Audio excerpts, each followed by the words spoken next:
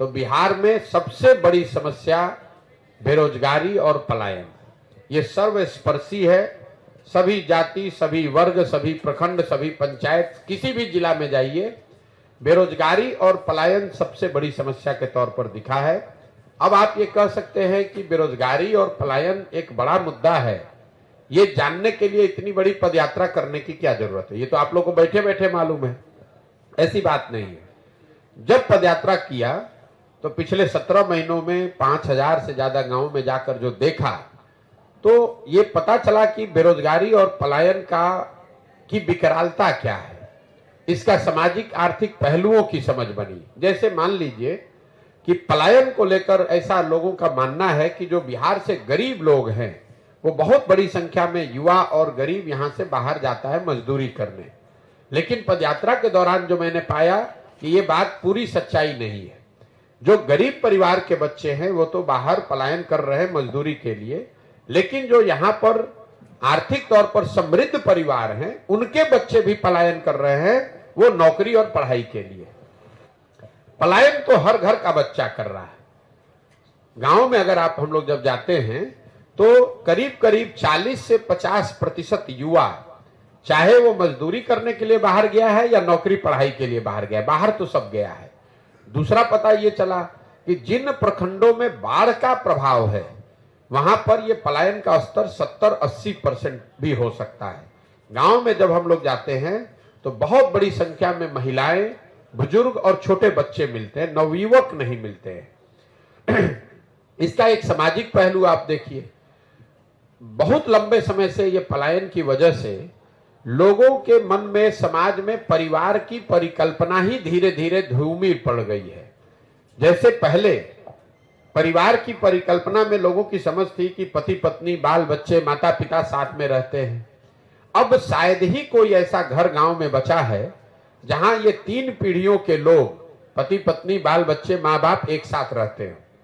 ऐसा कोई परिवार शायद ही मिलता है, क्योंकि पलायन इतनी बड़ी सच्चाई हो गई है जीवन की। लोगों ने मान लिया है कि जो जैसे लड़का 12 साल 15 साल का ज्यादा हुआ तो या तो पढ़ाई के लिए या रोजगार के लिए वो बाहर ही जाएगा, और लोगों को इसमें कुछ अटपटा नहीं लगता है।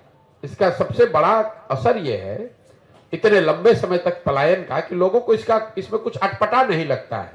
लोग हमें देखने आते हैं, ये कहते हैं कि भाई आप 17 महीना से घर परिवार छोड़कर बाहर चल रहे हैं। उनको इस बात का एहसास नहीं होता है कि उनके घर के बच्चे, उनके घर के युवा सालों साल से उनको छोड़कर चले गए हैं, और साल में कभी 1 महीने 10 दिन 15 दिन के लिए कोई छठ में, ईद में, शादी विवाह में घर आता है। बाकी समय पूरे जिंदगी, जब तक आप नवयुवक हैं, जब तक शरीर में आपके दम है, तब तक आपको बाहर ही रहना है। जब बूढ़े हो जाइएगा तो आप वापस आइएगा, और आपके घर में जो जवान लड़का है वो बाहर जाएगा फिर मजदूरी करने। तो इसका सिर्फ विकरालता, इसके सामाजिक पहलू, साथ साथ इसका जो आर्थिक पहलू है। कई बार हम लोग बोलचाल की भाषा में कह जाते हैं कि बिहार के लोग बिहार में काम नहीं करता है, दिल्ली बॉम्बे में जाकर कुछ भी करने को तैयार है। ऐसी बात नहीं है। 2/3 से ज्यादा लोग जो पलायन कर रहे हैं वो मजबूरी का पलायन है। ये लोग 12 से 15 हजार रुपया महीना वहां कमाते हैं, और घर पर औसतन 6 से 8 हजार रुपया प्रति माह भेज पाते हैं। ये 6 से 8 हजार रुपया भेजने वाले लोग ये स्वेच्छा से नहीं गए हैं। संभव है कि पहली बार स्वेच्छा से गया हो, कोई एक बार घूमने के नजरिए से चला गया, लेकिन 2/3 से ज्यादा लोग जो पलायन किया है जिन लोगों ने, वो कहीं ना कहीं आर्थिक सामाजिक मजबूरी से बाहर गए हैं। गांव में जब हम लोग पूछते हैं भाई क्यों गए हो, तो बताते हैं कि अगर नहीं जाएंगे तो हमारे बाल बच्चा खाना नहीं खा सकते, वो मजबूरी में गए। तो कई बार जब लोग बताते हैं बाहर लोग गया है नौकरी करने, ऐसी बात नहीं, वो मजबूरी में लोग जा रहे हैं। यही हाल कमोबेश बेरोजगारी का है। हम लोग को लगता है कि जो गरीब है, जो पढ़ा लिखा नहीं है या जो कम पढ़ा लिखा है, वो बेरोजगार है।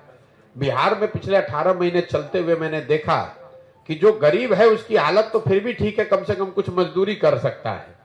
जो यहाँ पढ़ा लिखा या मध्यम वर्गीय समृद्ध परिवार है, उनके लिए बेरोजगारी, उनके बच्चों के लिए बेरोजगारी उससे भी बड़ी समस्या है। जो 10, 20, 25, 50 बीघा खेत का मालिक है, कोई छोटा मोटा रोजगार व्यापार गांव में कर रहा है, वो लोग भी चल कर आते हैं और लिटरली हाथ जोड़ने को तैयार हैं कि भैया 20,000 का नौकरी हमारे बच्चे को कहीं दिलवा दीजिए। नौकरी की इतनी यहां बेरोजगारी की समस्या है। तो बेरोजगारी और पलायन ये सर्वस्पर्शी सबसे बड़ी समस्या दिखी।